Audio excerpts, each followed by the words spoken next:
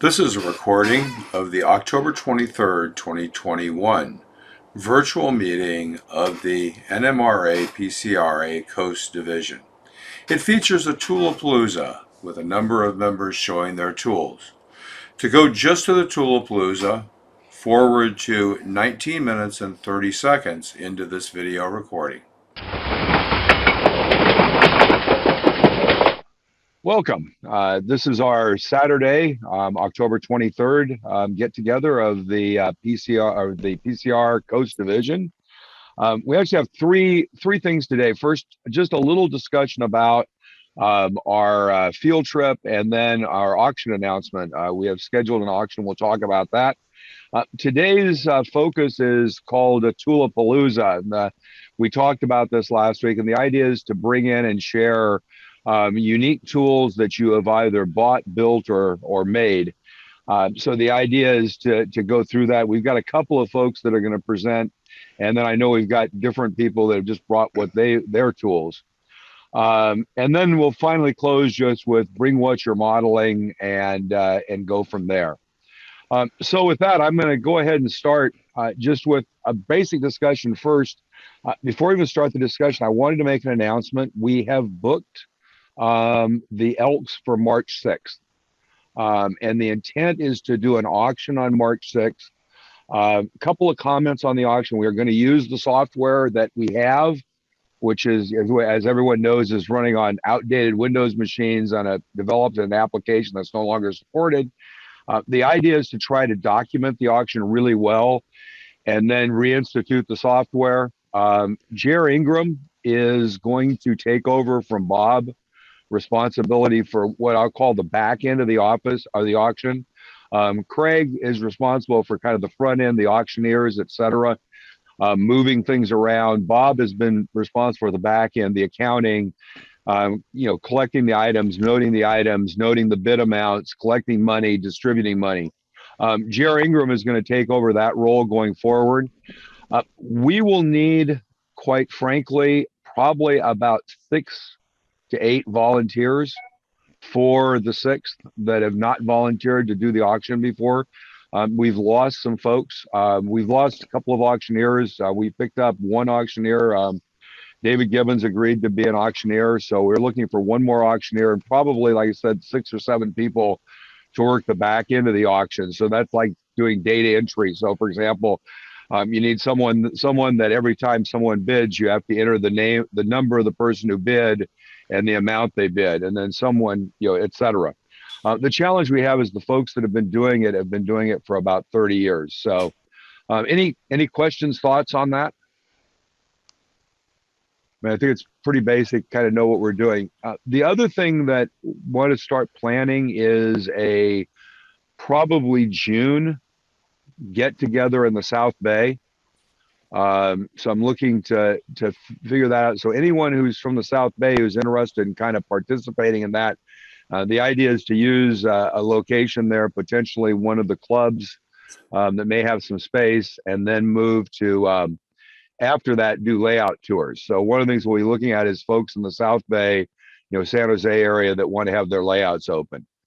So those are kind of the upcoming events. We thought I'd just take a moment and talk about our trip up to the CSRM, what folks' thoughts were, and very much what people thought went well and what we can improve if we do it again. Because I think there was a pretty strong consensus to do similar kind of trips again. Instead of getting together and doing clinics, go somewhere, do a trip, whether it's, Ardenwood or Niles Canyon or some other location. So any kind of thoughts about it generally? Go, Jesse. I just want to say the obvious, and that was, first of all, it was very, very well organized. But the part that I take away most was having somebody talk to me through that, the dosening, if you will, showing, this is what's here, this is what's here. I've been there before, obviously, to the museum, and this just was fabulous to have somebody really explain what we're looking at and that sort of stuff. And I think, I don't know about anybody else, but I found that the most valuable part, that and the biscotti from Joyce.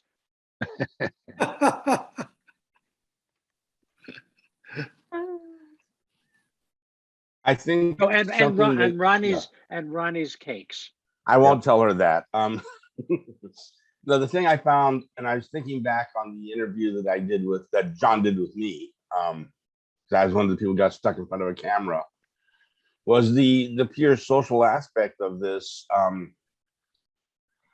Everybody who was there were pretty much friends that I'd met through the NMRA. And that says a lot right there. Is that, the strength of the NMRA is that it's the social aspect. The trains are nice, I give it that, but the time spent with each other, because we had the opportunity to get together, was purely, it was something that came from the organization. And I think that that's a strength of the organization, and that's something when we talk to other modelers about it, this is something that you can't invent. It's there, it's very organic. And it just was a very, very special thing that we had time to talk on the train on the way up. We hung around, different groups and wandered around the museum, and then the dinner afterwards. It was just, and the lunch gathering. No, it was just everybody's getting together and having fun being together. But that's all people who I've met through the NMRA, through the Coast Division and the PCR. And I think that that's an important something to stress, is that, I'm a lone wolf modeler. Well, a lot of us do our modeling kind of on our own, but there's more to life than just building models. I know it's hard to say that and accept it, but it is the point that we had a chance to get together. And I think that's one of the things that they want to get into the NMRA magazine on this trip, is that here's a strength, here's an asset from the NMRA that a lot of people don't look at. Just without going too long-winded on it. Yep.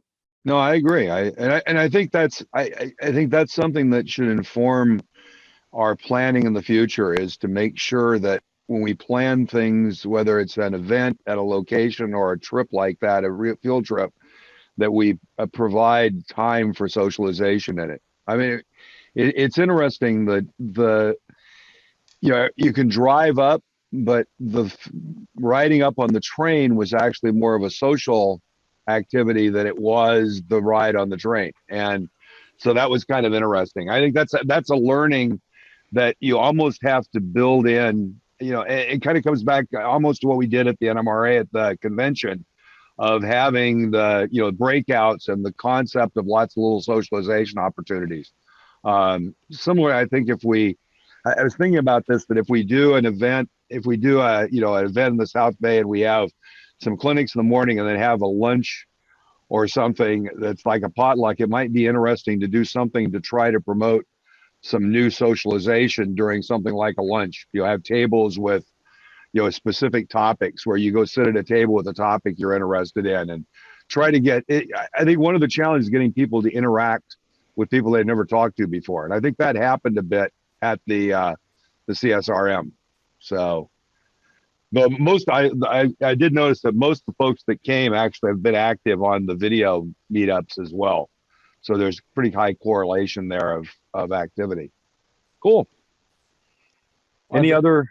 I think part of that is the next time you do it, invite somebody that either is not a member or somebody who has not been very active, and challenge everybody to bring one person. That is a great idea, Pat. I thought you were going to the idea of publishing it, but I think the idea of inviting everybody to be a buddy, go find a buddy and bring a buddy. That's a great idea. And they don't have to be a member. They could be a member who's been sort of inactive, but they could be somebody who's in the hobby but has not gotten involved in the NMRA. Share it. I mean, that's the big thing. The Shriners do it. I'm not involved with that group, but it's just, to know one to be one to ask one. Well, we're doing the opposite way around. Bring an person, every couple. So Ronnie and I invited one friend. Joyce and Bill invited one friend, that type of thing. Right. Right. No, I think it's great. I think that's a great idea. And by the way, if anyone has any ideas of someplace we should go that would be really cool. Rio Vista Junction, absolutely, way up on the list. That Yep. would be a car trip to get there, but once you get there, that's where the potluck idea would work really well because they've got picnic facilities there. Yep. So,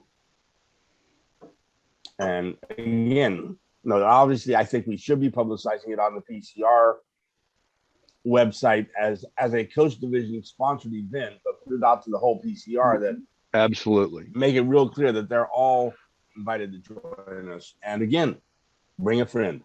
Well, the other thing is one of the thoughts we've had is when we get back to normal and there are more great train shows or whatever, we've typically done a booth at the Great Train Show. Next time when we plan our calendar out for next year, when the events are actually planned and we know when they are like that, one of the thoughts is to schedule one of our events 6 weeks after a train show. And then at the train show, promote that event as a way to check out the NMRA. So whether it was a field trip event or a South Bay with lots of layout tours, the idea is to get people to come experience that before they think about membership. So I think that's a great idea, Pat, to invite people to come. Phil, this is Frank.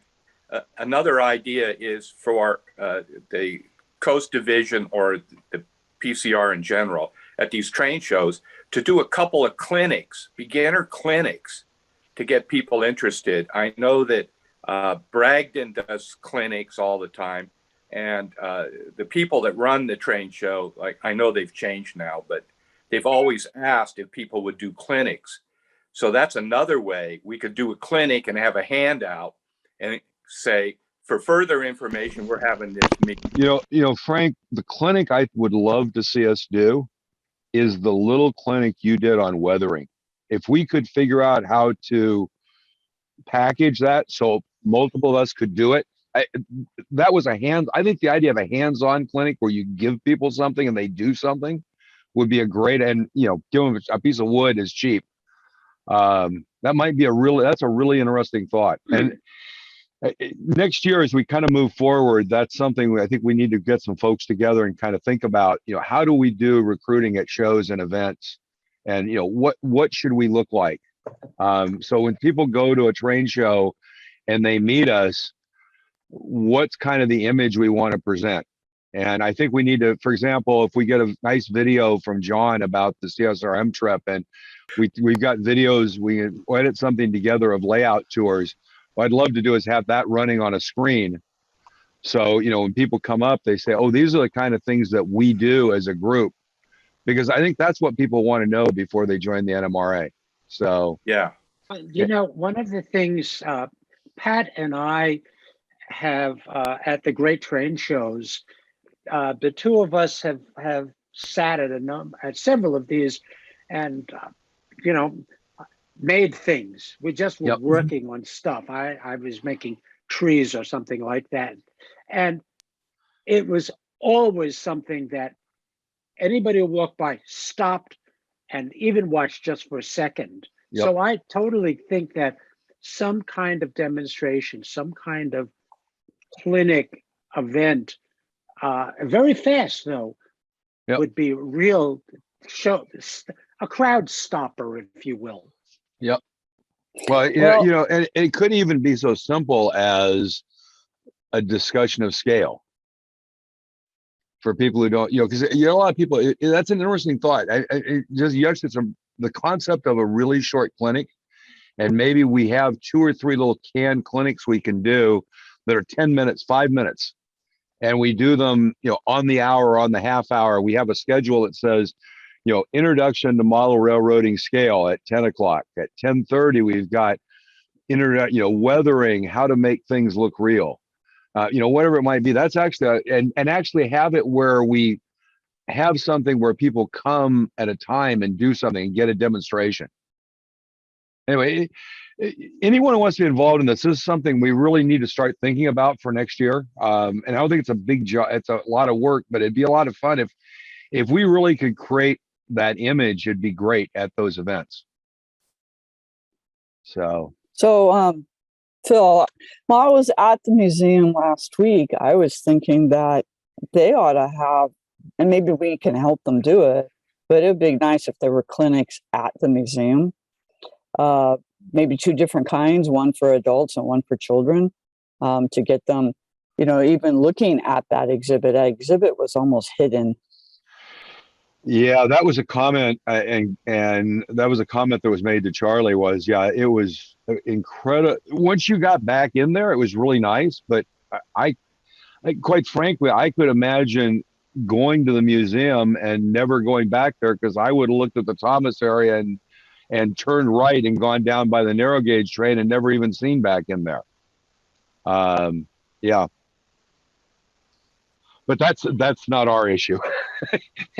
No, that part's not, but we certainly, as PCR, could introduce classes at the museum to interest people in modeling.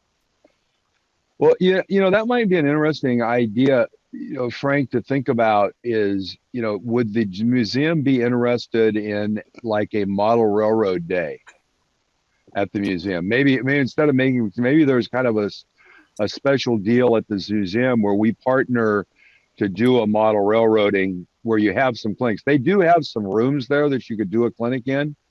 Well, also they do have model railroading shows there. They've had once a year they have groups bring in the modular Right. stuff. I've gone to that.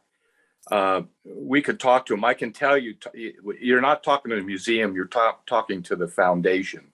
Right. And they're not the easiest. I hate to be this way. It's honest. I've been involved with them 3 or 4 times, and every time I am, they the people I talk to. So, but there's a group that is supporting the train, our exhibit, the NMRA exhibit. Yeah. I'll see if I can contact them because they're involved in the museum directly. And I think it's better to get somebody that is involved in it directly than for me to step in. Yeah. It's an interesting thought. And Frank, I'll let you, since it's kind of more of a PCR thing than a coach thing, I'll let you initiate that conversation. But, it might be interesting about having a partnership for a day or a kind of an event thing. That might be interesting. And probably a lot of folks would be interested in participating. So. Along the same lines, a lot of us are involved in local modeling clubs. I mean, I'm with San Leandro. I know Lisa and Bob Ferguson are involved with Walnut Creek. We've got some people involved with Tri-Cities. Is to maybe work out an arrangement when they have an open house to have the NMRA local division provide a table at their event to help promote the NMRA at their event and to promote the hobby.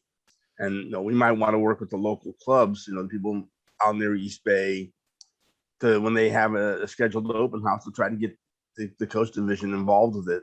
And that's something that would be closer to us, whereas the museum would be more Sierra Division. But I think that's an asset, an opportunity we have not explored, is to work with the local clubs to not so much promote the club as promote the NMRA. And there may be some clubs that'll be adverse to that, and that's the way it is. But there'll be some clubs that will probably welcome it. So it's just something to look at. That's a good point. Well, cool. All great points. One of the things, by the way, we are kind of we've reconstituted a number of volunteers in the division. We're going to have a board meeting here pretty quickly, and anyone who's interested in participating, let me know. More important to participate, and then we'll figure out if there's what the defined role is. That's kind of the best way I think to go. So with that, I think what we're going to do is jump into our actual formal discussion tonight. And I'm going to ask Jonathan to go first. So we were having a discussion a couple of weeks ago and came up about tools and kind of expanded out into the concept of a Tool-a-Palooza. So the idea is talk about your favorite tools, whether it's something you've made, something you've bought. So I'm going to throw it to Jonathan first, and then Fran. I've got a couple, and then we'll go from there about anyone else who's interested.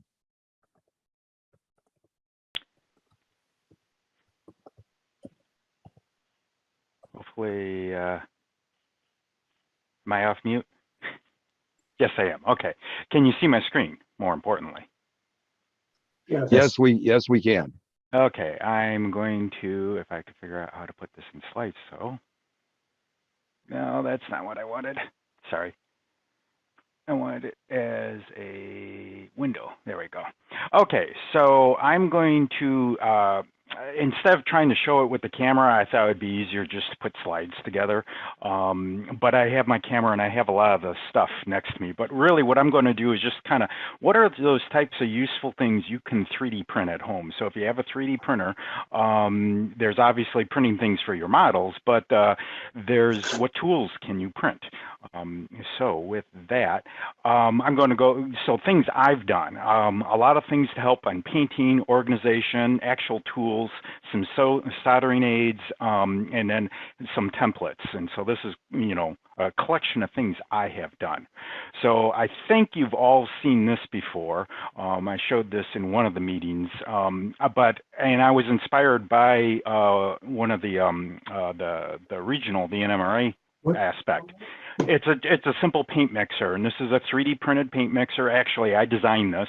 In the convention, they used a hot dog machine, which I thought was great, and I looked at them, but it was just way too big. I don't have the space for that, so I designed and 3D printed a paint mixer, and it actually works really well.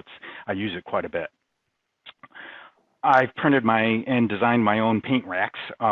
So, you know, if you got a lot of paints and you want them handy and how do you organize them, I just, you know, made myself a little rack to put those in, which is, and it's a nice modular one that as I get more paints, I can always print another one and extend it by a few more rows, which I've done numerous times. How many times have you knocked liquid over? Funny story with this. So I was putting some decals on. I had my micro scale out on my workbench, and lo and behold, I knocked it over. It spilled, went everywhere, cleaned it up, and then I ended up having to run over to Train Shop. I bought another micro scale, you know, decal applying stuff, got home, started decaling. Would you believe it? I knocked it over again. That's when I said, forget that. And so I 3D printed a little holder, and guess what? I don't knock it over anymore. I actually have one of those for my glue now too. Paintbrush holders, just different shapes and sizes. It's kind of one of those things, once you figure out one, you use it for a while. Oh, I could use another one. Oh, I want to change it. And that's one of the beauties about 3D printing. If you build up a little piece and you want to make a modification to it, it's real easy to just make a change and reprint it. Speaking of tool holders, you never can have enough places to stuff tools, and so I've printed quite a few tool holders, organize how things are. And then, of course, if you look at the one here on the right, that's my favorite one, but you sometimes you have sharp things pointing up. So I went through and this actually, if you don't have this Micromark mini X-Acto knife thing, I highly recommend it. It's really a nice tool, but it doesn't come with a cover. And of course, what's the first thing I did is I put a hole in my hand in my little rack. So I printed my own cover. And so this is actually, I think I got this design from you, Phil. And so it's a stack of X-Acto knives that you can use for scribing wood and stuff. But I wanted a cover, so I built myself a cover. And then, of course, I made a little adapter for a vacuum, a micro vacuum. Soldering aids. So my favorite is this little device here on the right. That is a battery operated, just like a little computer fan, but it's got a carbon filter in the front. And so when I'm doing soldering work, it's like right over the work and all the fumes go through the carbon filter. A little wire holder. I got this off of Thingiverse. Same with the solder holder. Although I don't recommend buying this soldering iron. It's not that good. I actually replaced it. But when I was using it, it didn't come with a stand that I liked, so I 3D printed one. Jigs. So I guess I would call this a tool. I had a whole bunch of LEDs that I needed to get bent at the same size. So I made myself just a little forming jig, and I was able to form all the parts identical. It took me about 2 minutes to do that. not necessarily tools, but brackets out the glazor, holding various pieces of my train layout.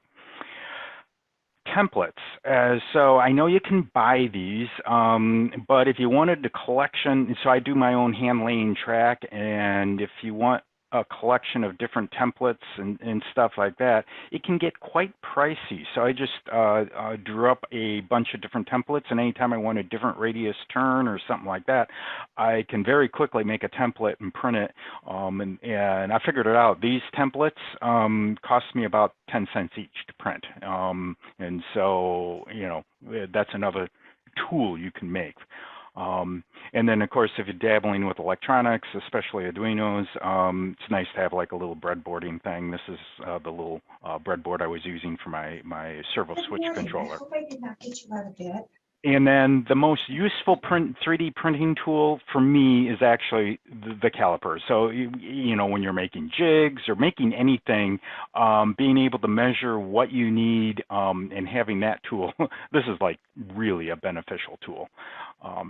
So if I threw it all together in my particular cave, I've got my pick holders, my tool holders with their covers to make sure I don't put holes in my hands, my solder sucker, paintbrush holder. I keep my paint mixer, just kind of hangs up right there. I love like not having wires and stuff, and so it's battery operated just like this. So when I need it, I can just pull it down on my workbench, flip the switch, and it runs. My paint racks, my ever important spill preventers, because that's happened to me far too many times, and then yet my other tool holder. So all just little things, and of course some of the tools I printed in here, but these are all the things. Sometimes I think I spend more time designing and printing things than actually building models because I enjoy doing that. So just useful resources. I thought I'd just throw this out there since this is being recorded. Places to find interesting things to print. So everything I showed, some of those I designed, some of those I did grab off of Thingiverse. But here's a link of places where you can find all types of interesting tools. Here's the three of the better known 3D printers if you are interested in getting a 3D printer. And then for creating your own, Tinkercad, it's one of my favorites because I can throw something together really quick with that. But Blender, FreeCAD, Fusion 360, SketchUp, those are all good tools. CAD systems, simple. Some are simple, some are more complicated, but for building out your own custom tools. Most of the tools, other than the track templates, I just threw together with Tinkercad. So, questions? And I can show any of these live if folks are interested. Yeah, today's orange juice. Where did you get the carbon filter material for your solder? I got that from Jameco. Okay. So I actually had bought a solder fume sucker or thingy from Jameco, but it had this over-engineered 110 fan and power cord, and I put it on my workbench and it'd take up half my workbench. So I 3D printed mine, and then I ended up just taking the filter from that and putting it in this one. And did the Thingiverse files say what fan or what size fan, or did you just engineer that? I pulled I just winged it with fans that I had. I had a 5-volt fan that I pulled out of a computer product some time ago that moved enough air. I think it's like 50 CFM. Yeah, the diameter is like a 2.5 inch. It's a 4.5, 250 millimeter. Okay. Yeah. Great. I gotta do that. Yeah. Actually, what I'm going to do, and I'll figure out a way to get it all to you. I thought I'll take all of the tools that I made or I found on Thingiverse, and I'll just create a collection in Thingiverse, and I'll post it all there. So if there's any tool you saw, you can just grab it and print it. Great. This all begs the whole question: if you don't have a printer. If you don't have a printer, so printers are inexpensive nowadays. So you could, as low as like $100 but they you can get a take printer. space in an apartment. Well, then the next best thing is buddy up with one of your friends. I'd be more than happy to print things for you. So actually, on that, I have a couple of friends who are not into model railroads, but they like 3D printed things, and I've printed a number of things for friends. So. Also, this is Frank. Libraries, our local library has 3D printers. Oh, really? And they print stuff for me, you know, maybe once every 2 months. I send it in, and 2 days later, I go down and pick it up. Now that the libraries are open, I can just go in. But even during the pandemic, they put it outside with my name on it, and I pick it up. Oh, fascinating.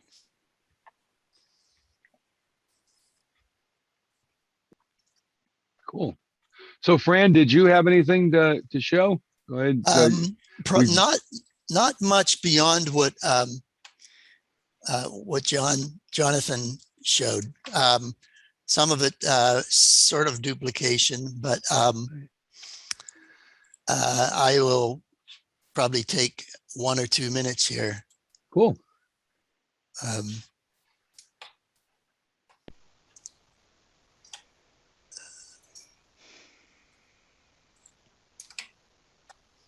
So you and you've all probably seen this one. I have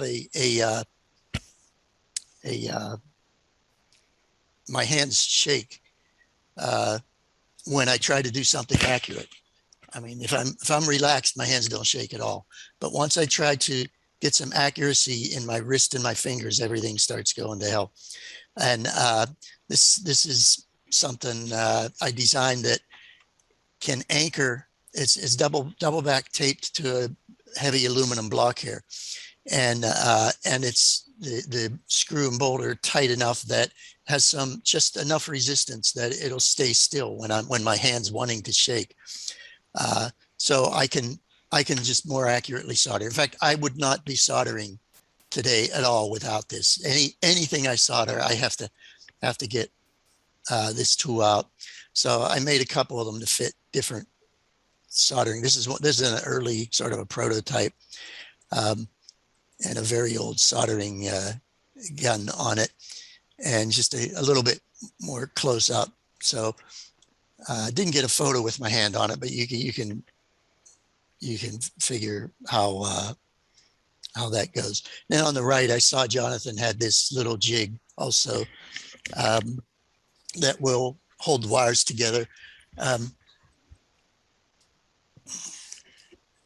And this is just a different soldering pencil and a better design where it points it down a little bit, further. Also, Jonathan had a jig for bending LEDs. This is a jig for bending handrails.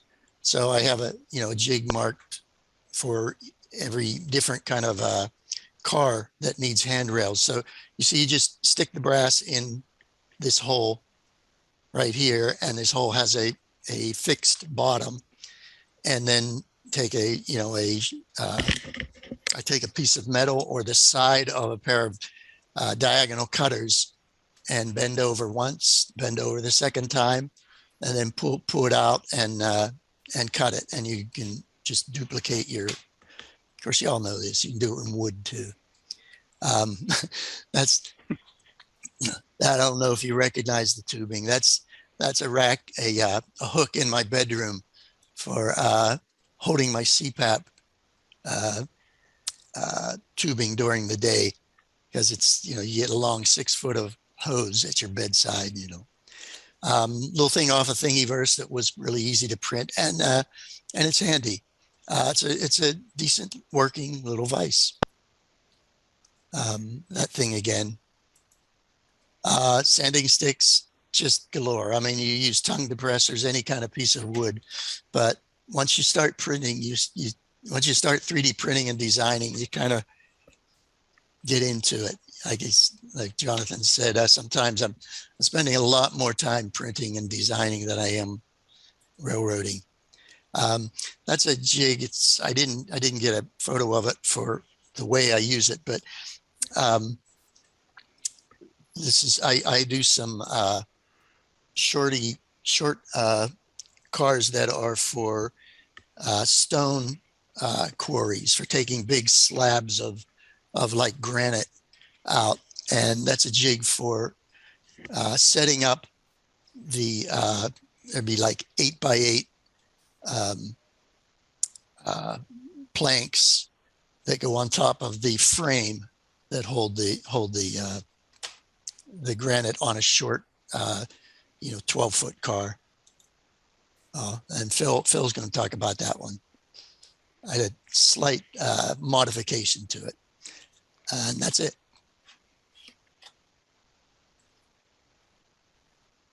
So I've got a couple to share, and then we'll open it up. Hang on, let me. Oh, Go ahead. sorry. One more thing. I'll do it. I don't have a photo. I'm sorry. I got to take my background off. Sorry.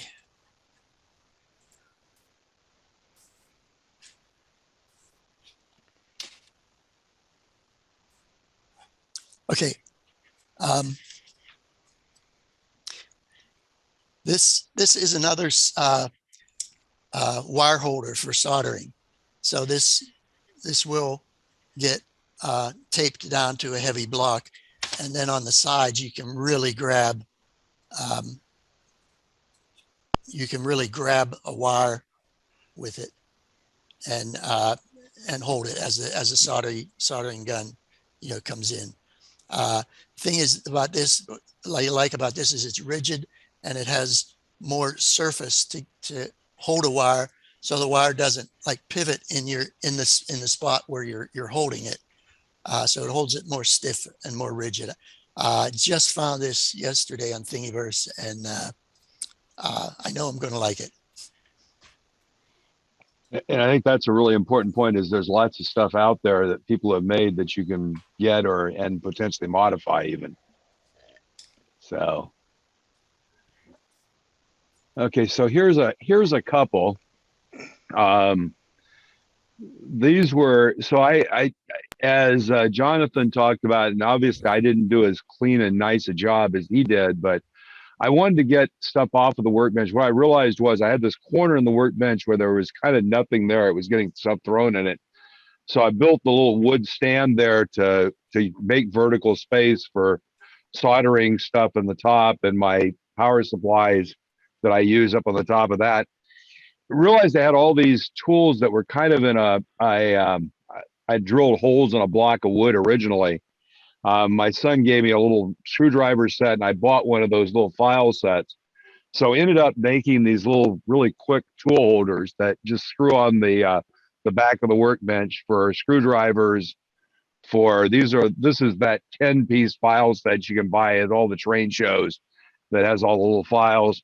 The other thing that I found was that I was putting all the tweezers kind of in holes, and you couldn't see the tips of the tweezers. And the reason to have more than one pair of tweezers is predominantly size and the shape of the tips. So I needed to be able to see it, and decided that the thing to do is make a tweezer holder that would hold the tweezers where they were visible. So now I kind of have, I have an accumulation of pliers that I think has come from a couple of estate sales and needs to be somewhat reduced, but it does give you a way of having all those tools fairly easy. And I put the Thingiverse numbers on here for everything that's up on Thingiverse. Couple of other tools, the wood grading tool, we talked about that before. This is based on a design that Frank had. Actually, it's a great tool. I'm doing a build-along kit, and I actually was just using it yesterday. The other thing that I find are these brush sets. This is the Harbor Freight version, which actually doesn't have this little tip on it, but that's okay. But they come typically in three kinds of brushes. They have a nylon, brass, and steel, and they have different levels of kind of scraping. So they're good for creating different kinds of textures and just cleaning stuff up. Also got one of these. These are from a company called Geek Mars, or Geeky Mars. I don't know exactly how they spell it, but it's on Amazon. And I got these because they have screw holes and you can actually use them to mount to do wiring. So this is actually where I use those. This is the new, one of the new power stations we're putting in the Pleasanton layout. So this is a 10 amp booster, circuit breakers. We have relays because we got to switch over to DCC from DCC to DC for the main line. And then these are all ways of essentially turning off each of the outputs, which goes to a detector block you see on the right. And these are those little connectors up here. These are actually really nice. They seem to work really well. But they have, if you look here at these connectors, they have one side that's 1 to 2 and the other side is 1 to 2. So what these are really good for is doing like feeder wires. So you can run the main wires in on this side and run a feeder up to the track on this side. So it seemed to work potentially work well for that. I did put this in because this is an interesting kind of thought. These are RJ45 to screw connectors you can buy online. They cost about $3-4, but they're really just loose. And this is a little holder that actually holds this. It's 2 parts, a part on the bottom and a part on the top that kind of lock around this little connector piece. And then it can be screwed in and locked in. So the idea is these 2 RJ45s will take all of the signaling back from these detector panels to the CTC motherboards. And I'm going to throw it over now. Oh, yeah. Thanks. I'm sorry, Ken, I was going to throw it to you. Okay, thanks a bunch. I appreciate it. I know that Pat Lataris is going to laugh himself silly, but I'm, as always, trying to put wires under my layout and that sort of stuff. And these are just 2 tools that the first one is an automatic wire stripper. You feed the wire in the front spot up to that little red thing. You squeeze the handle together and it strips the end of the wire. A little further down the handle is a space that'll as a wire cutter. And it's all one hand and it works like a champ. The second one here is this Wago wire. It's sort of a wire nut thing. It's just like the geek lever thing, but I find it great. It only does, they gangs the 3 wires together, so it changes the wire nuts. And if you're trying to put 2 or 3 wires together and you're not quite ready to have all 3 of them or 5 of them into the wire nut, this works like a champ. It will hang, and so you sort of have to tape this up to the bottom of the layout or something, but it's really fast and it's a really secure connector. So those are my 2 little inputs. Cool. So with that, we'll throw it open for everyone else. Hey, Phil, before we jump on, I had a question on your layout one. The NCE brackets and the holders for the automatic circuit breakers, were those on Thingiverse or did you design them? No, I designed them and I have not put them up on Thingiverse. I can, though. I just haven't done it yet. I'd be interested if you put those up. Okay, cool. I will. Thanks.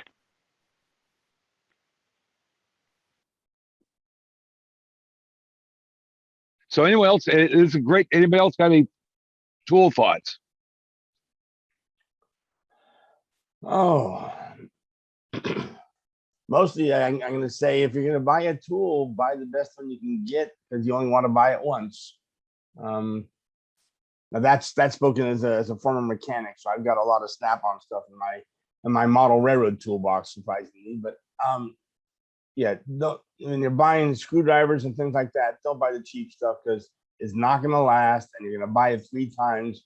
You buy it once, you got it forever. And I often have found myself buying 2 of certain tools because I've got my portable toolbox that travels to train shows, things like that. And a lot of those tools are duplicated and they live on my workbench. so that way I can't say, well, where the hell did I put that thing? And I know nobody in this group has ever had to say that, but for those new people on the list, yeah, just have it. If you travel places with the tools, have a traveling set of tools, and that way they don't mix up. And in the long term, the tools may cost a little bit more. It ends up being cheaper buying a better quality tool and taking care of them. Because I've got some I've had for over 40 years, I'll put it at that, that are still working just fine. Phil, Yes. I've got a little tool here that I use for uncoupling KD couplers or KD style couplers that works exceptionally well, far better than any of the commercial varieties that I've used. This is simply a piece of 3/16 wooden dowel, and drilled into the end of it is a toothpick, one of the tapered toothpicks. You can see it there. I don't know whether I'm coming through pretty good. Let's see, can you see? Better if you move it down. Yeah, if you move it down where it's by your shirt. Move it down. There Okay, you there go. we go. Yeah, there you go. You Yeah. gotta have a background because you got the virtual background on, so it shows it better there. Yeah, that's better. So it's cool. just a hole drilled in the end. I put it on a drill press, little drop of glue on it. The thing that makes it work so well is that the wood has a natural grain in it, and that grainy surface seems to grab the little knuckle in the coupler when you're twisting it, and it sort of rolls it right out of the way. It's the best, I don't know, it cost me about a nickel to make, I guess. I don't know what a toothpick costs. Anyway, that works. It's easy Cool. to make. And then And, cool does the uncoupling job. tool. Hey, Thank Phil, I had a question. Jonathan's already got it designed in 3D before. Hey, Phil, I had a question. I'm not familiar with Thingiverse. Is that where you buy the parts, or you're buying the plans to make the parts, or what is it all about? It's a sharing site. It's actually sharing. So the things that I put there, you can go on Thingiverse and you can literally download the STL, which is the way this works is there's a file to design it, but the STL file's a file that printers can take and print. So it's like a print ready. It's kind of ready to go to a printer. It has to be modified. And so there it is. And so Thingiverse is basically a place where people put those files that you can just grab, run through your print preparation and print. So, if you see something here, the universal project box, or there's an NCE cab holder there. Yeah, so for example, and actually I printed this one. Somebody, this person, created this little item to hold the NC cabs, and that's how I hold mine, for example. And I downloaded it and printed it up, and I just have a couple of them in my room. So Thingiverse is just, and there's a lot of them. The links that I shared, it's pretty much every manufacturer of a 3D printer, a well-known one, they have their own website promoting printing stuff that you can find interesting things to download. Most of these they're free.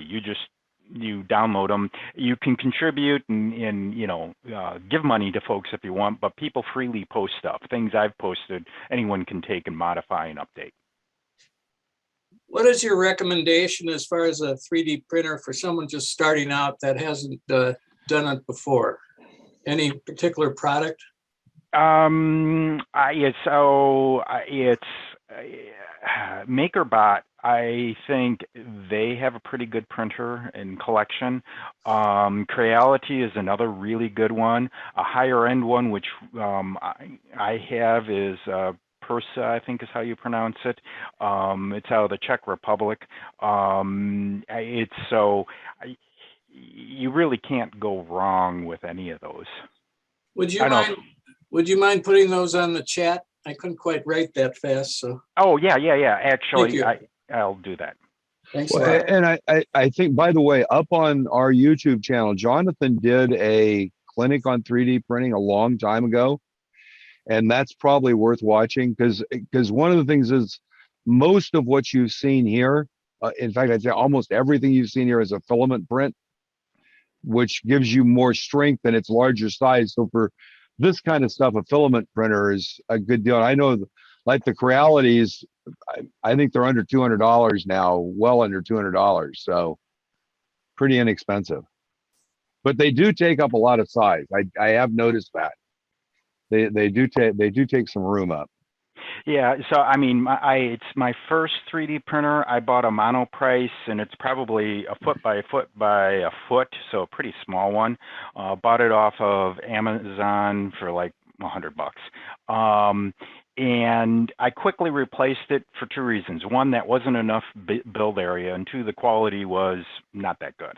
And so I went to the other end of the spectrum. And so my printer takes up probably about a 2 foot by 2 foot by 2 foot cube area. And that's a decent sized build plate that you can print most things you want.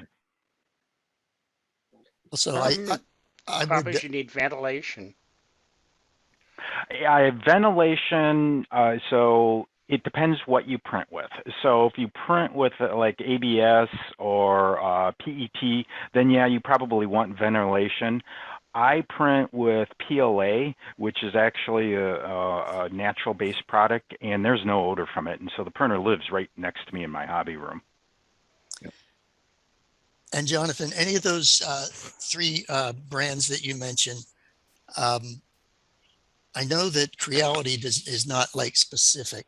I started with an XYZ Da Vinci, and I had to buy their filament. They put, a little chip on the spool where you have to buy their filament, and you're stuck with that company. And I know Creality is not like that, but are any of the others? No, I think they're the only ones who did that. So the ones that I posted in the chat, all of those, you can pick and choose whoever you want from filaments. And so if you get into printing, at least I've developed, there's certain brands I like better than other brands. Each brand has its own little quirks, but there is most printer manufacturers or most, so the methodology of printing is you get your STL file from, either your design or from Thingiverse, then you slice it. In the slicers today, a lot of them have profiles for all the different manufacturers' filaments. And you pick the right profile, and 9 times out of 10, it'll print just fine. But most printers, you can just run any brand filament through it. And from a filament perspective, there's at least a dozen different types of filaments out there. And what I mean by types of material, there's always all the different colors, but there's a lot of different things you can print in. Even carbon fiber. Yeah. And just to mention too, generally, most of what we're looking at today, tools would be, I would print with PLA, which doesn't have a problem of the fumes, and it's strong. But if you printing models, you want a more something that will detail better. You often are going to use a resin printer, and that the resin fumes are much worse. They shouldn't be really in your home unless you have vented straight to the outside. And also, most of the resin that I deal with is not not as strong as PLA, and it's just more brittle. And you can mix certain things with it, certain brands of a more rubbery resin to get something. But for me, I find I'm kind of shooting in the dark to get just right for what I want for purposes of strength. So I have a resin printer as well. It actually lives out in my garage because it is so incredibly smelly, and not good for you. And yes, the resin prints, the detail you can get on those is absolutely amazing, but it is far more brittle. And so, but that technology, so I have a close friend of mine actually works for Hewlett-Packard, who makes high-end professional, $200,000-$300,000 resin printers. And talking with him, within the next 3 to 5 years, we're going to see consumer level resins that are going to have incredible strength properties. But the price of that stuff is still not hobbyist. Let's put it that way. How is that PLA spelled? PLA? Oh, it's PLA? Okay, Just, thank you. yeah, so there's some long technical name, but if you just go to Amazon and say PLA, search for PLA filament, you'll just be overwhelmed with the number of types. Yeah. I like eSun is one of my favorites. They have really good consistency with their filaments. Yeah, so just as a side, a roll of filament typically weighs 1 kilogram, and they're typically $20 to $25. Yep. So you got to think about how much you can print with 1 kilogram, even if you throw half of it away because you were not doing a great job designing, or you get an awful lot of prints out of 1 kilogram. Yes. And the other thing that's interesting, so we kind of talked a bit more about 3D printing. I didn't talk about Earl Gerbavon's going to do a clinic next time we get together. Actually on a rail car he bought a 3D printer and he 3D printed some of the framing mechanisms, but the car is actually built with wood. And so I think that's actually a really interesting thought process, is don't try to build the whole model 3D printed. 3D print the parts that you need for strength. And they're mainly hidden, like if you think about building a car, the underbody frame you could 3D print and then put a floor on it. And if it's a gondola, put sides on. Those can all be wood. And so you kind of come, and that's, I did for the convention a clinic on using 3D printing to print the framing for a building and then using wood to cover it. So, and you paint the 3D so it looks like wood. So your walls, you're normally with a wall for a building, if you build it flat on the workbench with wood, it's very delicate. When you 3D print the framing in O scale, you can pick the wall up and wave it around. I don't think I have one here, but yeah, so that's an interesting thought to think about. Don't use 3D printing to print your model. Use 3D printing to print the parts of your model that need strength and are hidden, and then cover it with other materials. So, and Earl, like I said, Earl's going to show us how he did that, kind of his first experiment on doing that next week, or first project doing it next week, or 2 weeks from now. So cool. Anyone else got anything they'd like to show, or we can just drop in to show us your modeling for that matter.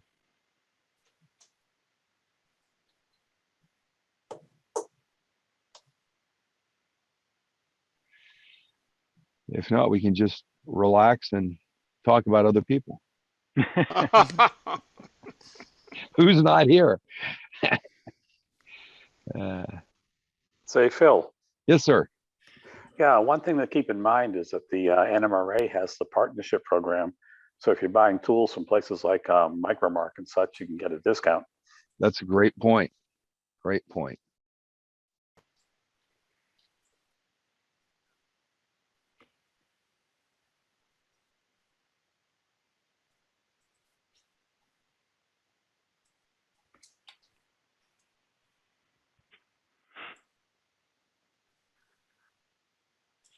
Take care, Jesse. See you later.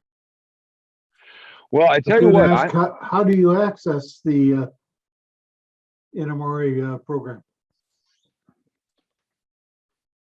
So if you're a member of the MRA, you can log in, and then there's a place where they have discounts, and it has a list of all of the partners that provide NMRA discounts, and each one has, they give instructions on how to get the discount.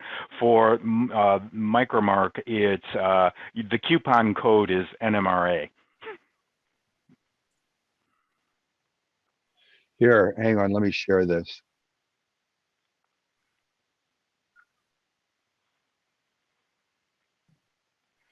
You guys see that? The Yes. partnership. So this is, I just logged in as me on the NMRA site.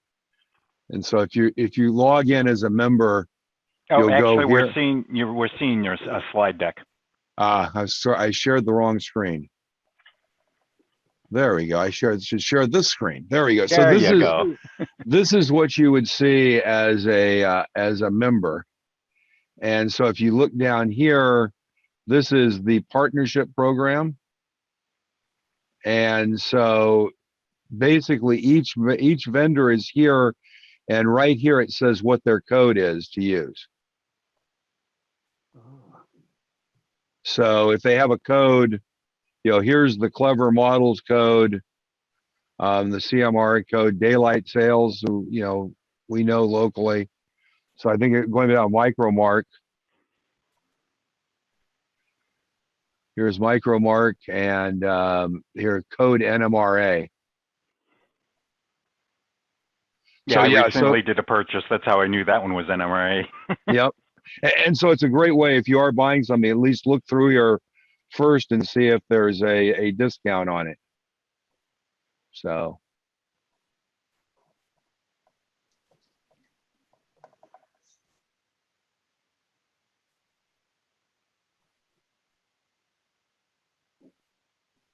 Phil, on Yes, that, sir. on that Motrac kit that you're working on for the build along, did you say that was like a $30 kit? Or do you remember? Yeah, I think it was about $30. Yeah. So this is there's a thing called New Tracks on Wednesday nights, and they're doing a build along with Motrac, and it was kind of they've been doing build alongs for a while on different things.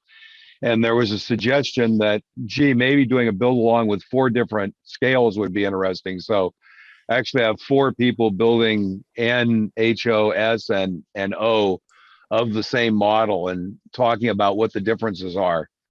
It's kind of interesting. I think he put the model together really quick. So there's, like, I actually found that the sidewalls were cut about, maybe 1/8 of an inch too short on the top, and didn't match up with the walls that were on the ends that have the slope for the roof.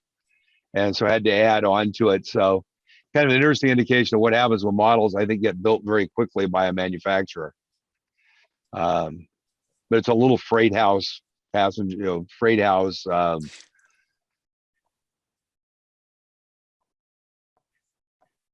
So yeah, I think if you go to Motrac, you can see it there on Motrac's website. Yeah, I did put in the code for the New Tracks code, and the discount was about $5. So it was about 50 for me, because it's regular 50, 55. I thought was he giving it 20% discount or 10? Of course, maybe the pricing was the HO pricing. Yeah, that was probably it. That when people quote pricing, a lot of times that's their. Yeah, you're right. It's actually an HO or an O, it's 55. So it's more an O.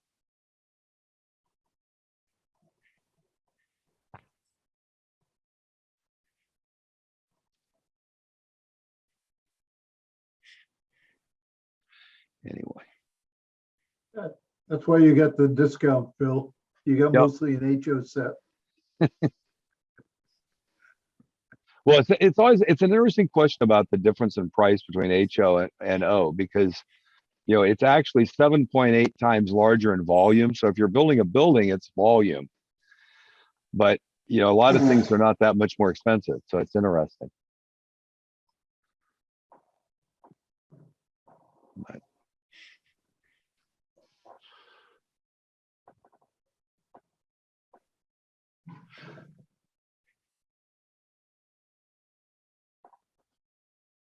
well, I tell you what, I'm actually at a point. I'm going to going to see Jesus Christ Superstar in San Francisco today. So I have to bail pretty quick. So I may leave someone else in charge. If everyone wants to hang around, then you can talk about me after I've left. So Hope you're not in the front 3 or 4 rows. no, actually not. I think we're in the we actually go with a friend who's handicapped, and so we actually tend to sit in the back in the handicapped area. So, which is I have to go get my vaccine card to get in the door, I think. So Yep. it's Enjoy it. well with that, I'm gonna go ahead. Who's gonna plan on staying a little bit longer? I'll leave you in charge so you guys can hang out for a while if you want. Yeah, I think I'll bail too. I tell you what, I'm gonna throw it over to Ken because he's here.